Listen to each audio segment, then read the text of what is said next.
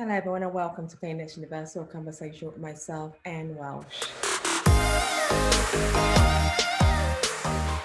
Today I'll be talking to Eleanor about redundancy pain. We all know the struggles of losing your job. It's never easy coming back home to tell a loved one that you've lost your job. You think about society, you think about your income, you think about your children who are highly dependent on you. You think about so much. You think about how do you go on to find the next job. All this brings so much pain. Eleanor has been in the corporate for 23 years when she was got the fire.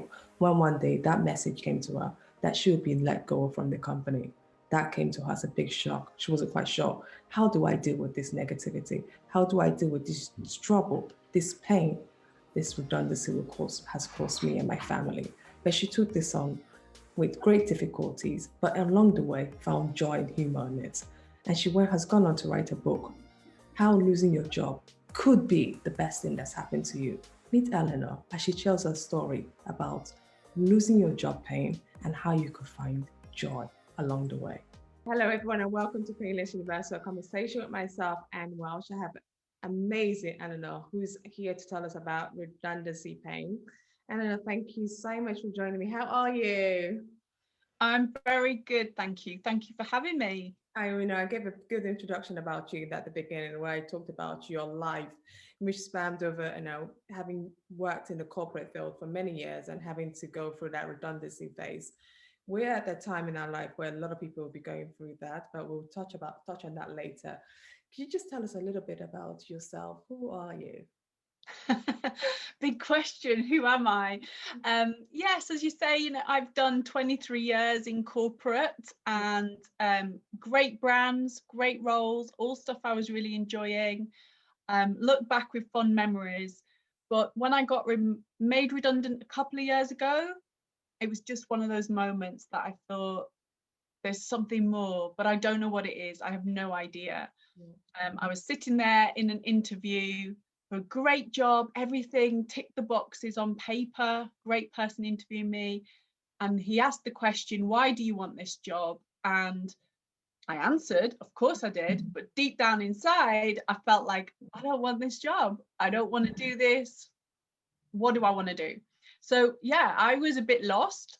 And that was a couple of years ago. And I just started thinking about what else is there out there. And that started me on a whole new path of kind of entrepreneur, small business, working for myself.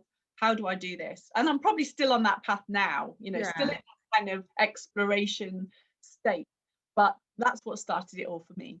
Yeah, it's such an amazing start. Today I was reading, you read so many bits in the paper. And I think one of the difficult things people take on is how do you take on life after redundancy? Can you remember the day they told you, Eleanor, we've come to the decision, this is it for you. How did you deal with that pain?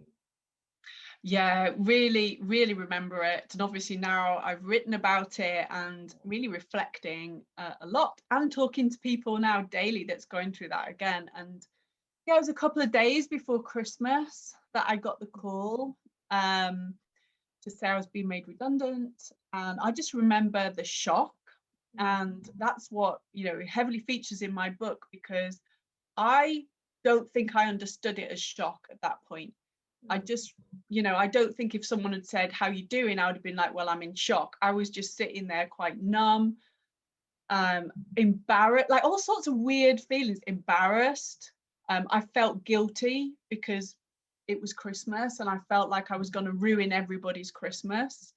And so my inner chatter started telling me all of these stories about what was going to be going on now that I've lost my job. Like people would think, oh dear, what was going on there? She's clearly not been as good as we thought she was. Oh, all of this stuff you think's going on. So yeah, I do remember it. And I just remember sitting there on the sofa thinking, oh my God, what am I going to do? Yeah. And it was worse over Christmas because I just wanted to get on and do the do. Yeah. And I knew that I was going to have like maybe a couple of weeks before everything started going again in January with the recruitment and stuff. So yeah, not a great moment. However, you look back and think none of that inner chatter was correct. It was all just me telling myself all of that stuff. I didn't ruin anyone's Christmas. Everyone had a lovely time. So yeah, you can reflect now, but yeah, at the time, different story.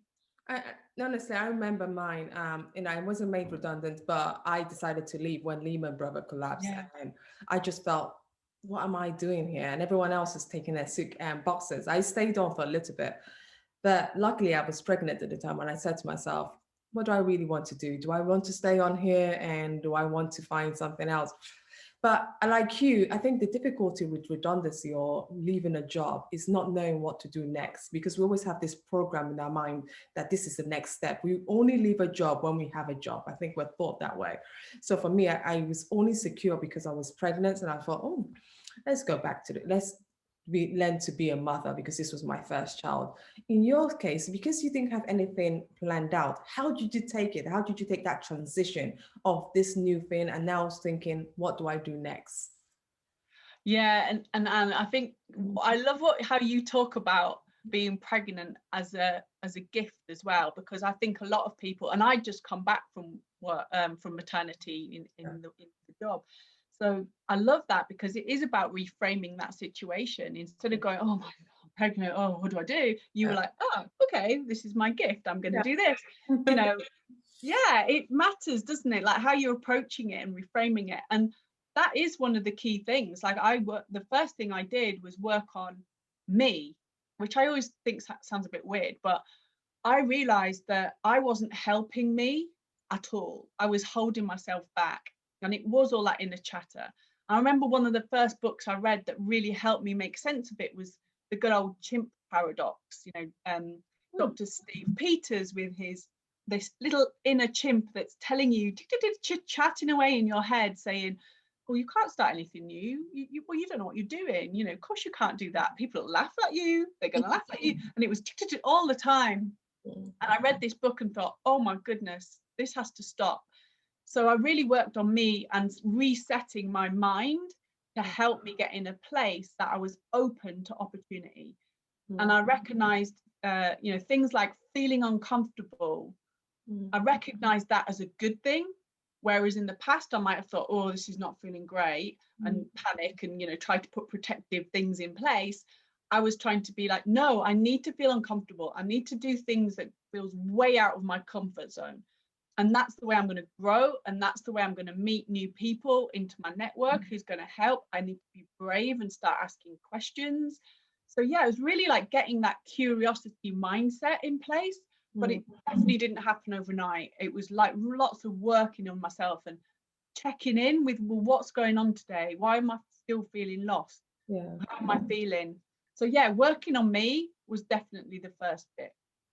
So many people are so scared right now because probably they've been laid off and made redundant, and some companies probably not even having the financial backing to even say we could continue your payments. And they're thinking, okay, what next? There's not much job out there. And even if there is a job out there, there are thousands of us competing against one job.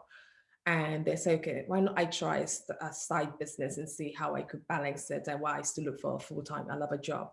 In your opinion of starting a side business, what were some of the key things that you would advise someone, and what are some of the fears that you faced when you were doing that? Yeah, so definitely the side step felt like, am I gonna confuse people about who I am? So, if I went out there on LinkedIn Yes. and said, oh, I'm doing this now, does that start closing doors to actually just getting a permanent job if I have to? And yeah, what if I just don't know how to do this and it all goes wrong, and I don't have a way back? And that was probably the main driver. I was just in fear of what, I don't know, this imaginary crowd that I imagined in my head were watching me, heckling from the from the stadium, like, what's she doing? Part of it was realizing like there is no crowd, and actually everybody else is in the same place. And so transparency about what you're doing was key. So it was when I started kind of just dabbling in a bit of side, freelance work, for example. So at one point I did need money, and that was my priority, just to get something in. I just went out and said that, I'm currently looking for a new job in this space, but I'm thinking about project work in this space. Does anybody need any assistance? And at the time, I think it was change management. I'm doing lots of work on it. Do you want to talk? Okay. And I posted a few stories like that on LinkedIn and just put it out there. And a few people picked up, and I managed to get a bit of work. But I mean, a couple of weeks later, I got a little bit of work from it. But I still lived in that space of wondering, well, I wonder if, what else could I be doing? And I started an online store, which was very random, but I just felt like I had to do something opposite to the corporate, and get a bit of money in. So I got a market stall, and I just started, selling a few sample products to test the market to see what was going on.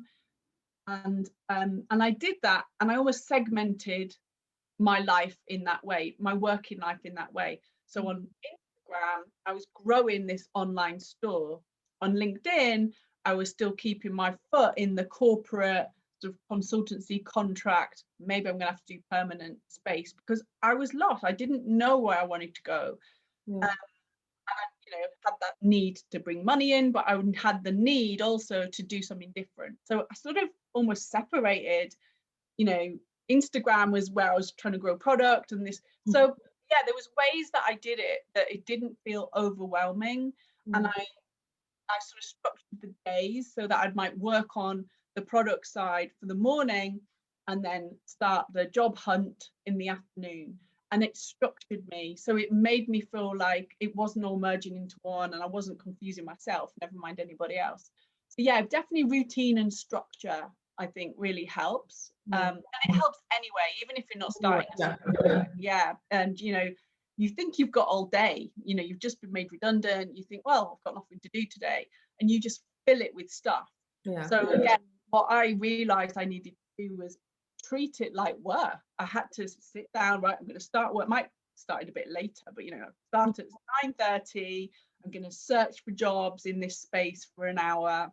Then I'm going to do X, Y, Z as much as I could. So literally run it like as if I was working. And it just helped my mental well-being as well as anything else. So yes, routine definitely helped. Yeah, because then you started the blog, which somehow turned into a business. Then also now turned into a book.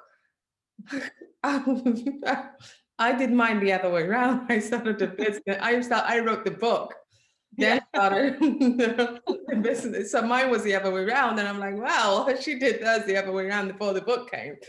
So what led to the book, which is just out now, and I think people could get it on Amazon if anyone's looking. But what led to the book? Yeah, and that's the good message as well. There's no right or wrong way of any of this. You've got to find your own path and tap into what you've got energy for. That was the key breaking point for me, like breakthrough for me, because I thought, if I'm going to be doing something, I need to enjoy something at the moment, because it's heavy, like it's heavy going, all these application forms and, pitching myself and all of this stuff. It's heavy going. So what can I do to sort of help myself and enjoy something to look forward to? So the blog was that. I'd already been writing in a notebook, scribbling, just down like my ideas, how I was feeling, people I was talking to, all sorts of stuff. And I thought, why don't I put that in a blog? There may be other people that are in the same situation as me. And I found that writing really helped me make sense of it all. Just that very, point of structuring, like, okay, what's the title? How am I going to structure this? What do I need? It was almost like talking to myself. It was like coaching myself through writing. So in a way, it didn't matter if it was going to be successful or not, because, it was just, for me, I was getting lots out of it. So that was definitely one of the starting points of it, that I started enjoying that and looking forward to it, and I was getting lots out of it. And then as it sort of grew a little bit, I mean, I'm not talking like thousands of people following. It wasn't like that at all. But how I used it was I posted it on LinkedIn. And then people would read it and then comment back on LinkedIn. So it wasn't like I had a big audience through the blog. It was more about LinkedIn and content for it. And so people would come to me and say, oh, I've just gone through that. I really resonate with what you've just written there. So that's where it sort of started. Is there an idea? Is there something going on here? Need to investigate. And then I signed up to a business coach. And I just thought, I need somebody to try and help me make sense of this. And he was amazing. He had a big whiteboard and sort of plotted all this. He said, just talk to me, like where you're at. And he plotted it all out. And he was like, right, I think this could be a business, this could be commercial, this could be your fun. Like he kind of helped make sense of it all. And we got to the sort of business idea of it, which was great. And I sort of started playing in that space. And now I talk a lot to people about don't be afraid to play. Like I had no idea what I was doing, but I just offered out to say, does anyone want to join a group? You know, if you've been made redundant, like jump on a Zoom. And this was a couple of years ago, so it wasn't like Zoom culture as we've got now. Jump on a call and just kind of discuss where you're at and see what happens. And a few people signed up, and that was the start of the business. And then I realized they want more, and I don't know how to give them it. So perhaps I could write a book. And so I joined all my blogs together, had a look at it, and I thought, right, this could be something. And it was kind of one of those things that I thought, well, if again, I'll play with it, I'll see where I get to it. And then lots of other stuff was going on in the background, but we moved house again. We moved quite a bit. And I then had to start all over again with my contacts and business and how am I going to get contract, how am I going to get work. And I didn't find work for 6 months. And by this point, you know, there's no backup. It's all about business cash flow. It's all getting desperate again. So I just put everything into the book, and I thought, I'm going to focus on the book. That's going to be my joy during the day. And again, it was only like an hour a day in amongst applying for jobs and interviews and things. But yeah, that's how the book kind of came about as a concept. And then it all started sort of joining together last year when I got the book deal. No, because your book is such a timely product right now. Anyone, I think it's not just redundancy pain, it doesn't matter. It's anyone who's going through any kind of economic challenge, you know, not being, you know, a lot of people were expecting huge bonuses or they're expecting things to be better. You write your book in such a way that anyone reading this book will find, you know, humor, joy, and you know you see the light at the end of the tunnel, which you've been desperately looking for, and you just don't know what's happening. How did you manage to integrate all of this, you know, all of these beautiful personalities in this book? I think it did come back down to just I've got to enjoy something today. That's how it kind of came about. And I think that people feel like everything's got to be quite serious, or you're not, like when you're in a state of panic or you've got all this, you know, welling up around you, you feel like, well, I shouldn't be laughing today, I shouldn't be enjoying myself today because this is quite serious. And in one way, yes, but in another way, no. You know, whether you laugh today or not is going to be the same outcome. So why not make yourself feel better? Yeah. And when I was starting to research things like how do you keep yourself in a well space under pressure, because I was in panic zone for sure when I was trying to write this book, and you know, waking up at 3 a.m. in the morning with, you know, just in tears, like, oh my God, what am I going to do? Like all of that. I thought, I can't do this anymore. What can I do?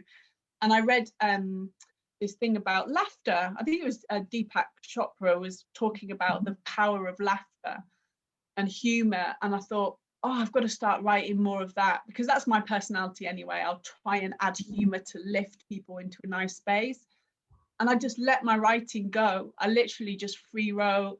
I enjoyed it. I sort of explored all sorts of stuff. I mean, I wrote 75,000 words. The book isn't that. You know, we took a lot out, but a lot of it was just crazy, like just me experimenting with crazy ideas and fun, and really try to enjoy it. Because I just feel like, yeah, you know, people are in a worry space. What do they need? They need comfort, they need hope, but they need an uplift. They need to smile today. They need to know it's okay. You're allowed to laugh. You're allowed to look after yourself. And so the book came from the heart, really, and that was part of it. I love the title. And I've got it here in front of me. Why losing your job could be the best thing that ever happened to you. You know, and the final question, if you're to summarize to someone who's going to read this book, and anyone who's out there who's just, you know, going through a difficult time right now, I don't know, why is losing your job, why is it the best thing? Why can it be the best thing that can happen to a person right now? Yeah, the title is definitely there to sort of make people, you know, give that hope. I love it. Yeah, I love it. You know, It, it's very captivating, and this is why I ended it this title, because I think it's very captivating, and you chose it well. Because anyone, if you just put a title like I don't know, whatever title, it doesn't really. Why would I read it? But yeah, this gives me hope. So, but I want to know from you why it gives me hope. that's it. That's it. Well, I think it's we spend a lot of our lives in routine and we don't know it. We get into habits, we get into flow, we just accept, we just think that what we've got is what it is, and we don't really question a lot. That I'm sort of saying we, I actually mean me, probably like a few years ago. Me as well. Yeah. I think it's not just you and me, so you're incorporating myself. Everything you're saying, I totally agree with. So I think you can me for both of us. The royal we, yeah. um and that's what I was doing in corporate. You know, it was all nice, it was all very nice, it was all fine, but was it really challenging me? Was I really getting up in the morning and going, oh gosh, I can't wait for this, I'm loving this, I'm excited about something, oh I'm scared about something, oh, you know, all of that feelings? No. So I think redundancy, especially, or any disruption in your life, is a moment that it just disrupts all of that flow. It disrupts your routine of what you just thought things are. And it is this hidden gift. Yeah. And it's this hidden gift of, you know, that something could be different. You know that what you're doing right now, it can be different. And there's a million people out there in the world who've already shown the way. Like they've been in your situation and they've done something different, and now they're doing X, Y, Z. So take inspiration. All around you, people are doing stuff, and it's a disruption for people because we need it. Otherwise we just get comfortable, and when we're in comfortable zone, we're not challenging ourselves, we're not pushing out there. Since I've written the book, I've done so much research on this, you know, about the struggle. There's an amazing book by Ryan Holiday called The Obstacle is the Way, where when you have struggle in your life and people hit rock bottom, it acts like a springboard to propel you into a greater space than you would ever be if you had just lived in comfort. And that's hugely inspiring, and it's a message I want to get across, because my book has been sort of accepted by lots of different people, but a few people feel like, oh well, it's only relevant if you've got loads of money and you're an office worker. But it's not. The message is, you know what, anyone can follow a dream, anyone can try and make something of whatever they want to do, but just have that brave step of asking for help, of being brave to think, I can do this. If they can, I can. It's my right too. And that's kind of where the best thing that can happen comes from. It's like, own it, you know, own that space. You can do it. I don't care what your background is or experience. Ask for help. Someone will help you get there if you really want it. And that's the could be of the title. It could be because you got to own it. So yeah, that's where it came from. Yeah, that's a beautiful title. I'm so glad the book is out there, and anyone who's looking to get it could get it on Amazon right now. Because I think at this critical time, it doesn't matter, even if you're not made redundancy, you don't know there might be a third wave, there might be other things happening. So just it's better to prepare yourself. So even if you do get made redundant, you're not taking like, oh my goodness, how do I deal with it? Just reading the book alone will give you that courage and saying, you know what, I could get by, I could get through this. And this is such an amazing book. Thank you so much for sharing this with us, especially the redundancy issue, because every time I look at life and I listen to the news, and I feel pain. I feel the people's pain. I feel there's all kinds of pain that comes with redundancy. There's embarrassment pain. There's pain of no income. There's pain of how do you tell your family you've lost your job. There's all kinds of things, but then there's pain of starting again. And you've taken all of this, you've analyzed them. Thank you. And is there any final words you would like to give out to people who have lost hope? I think you such a good summary there, though, about the pain in there, and for me, I think try and be kind to yourself. Like you know, this time next year you're going to be in a very different space. So be kind to yourself about what's going on right now. You probably have got a lot on your mind, a lot of worry. Be kind to those around you as well, and give yourself a break. Just do one or two things each day, so you don't get overwhelmed. Do them really well. So if you see an application for a job you really, really want, put effort into that application, put heart and soul into 1 or 2 jobs. Don't hit that apply button a million times, you're just going to get a million rejections. So like, be kind, like just put heart and soul into things, and know that you will definitely be in a different space this time next year, and you'll have owned it, and you'll be looking back thinking, wow, I got myself through this, I'm amazing. So that's probably the message. That is so amazing. Thank you so much, Eleanor. I really enjoyed talking to you, and really your message was just simple and much needed right now. Thank you. Thank you. Thank you very much for having me. You're welcome. Thank you.